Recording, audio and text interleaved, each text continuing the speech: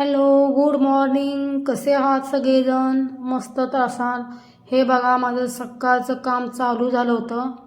मी पहिल्यांदा मिस्टरांना डब्बा बनवून द्यायची तयारी चालू होते. सकाळी उठून पहिल्यांदा नाश्ता बनवून दिला आणि त्यानंतर त्यांना जायचं होतं ऑफिसला. त्यासाठी मला टिफिन पण बनवून द्यायचा होता.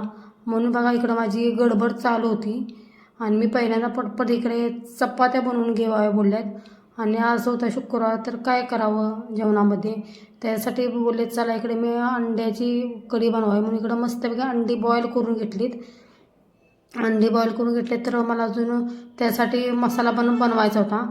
मी आज बनवणार होते वल्ल्या खोबऱ्याच्या वाटणमध्ये कढी बनवणार होते.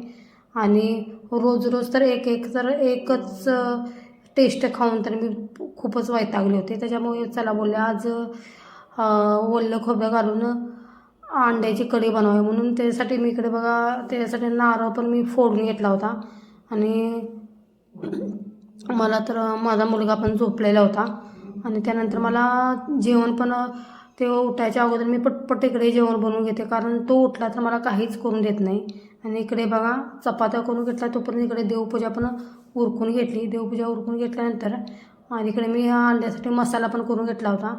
आणि इकडे बघा अंडा कढी पण बनवून झाली. हे बघा मग किती मस्तपैकी तरी इकडे आलेले आहे अंड्यावर. अंडा कढीवर तरी आलेले आहे.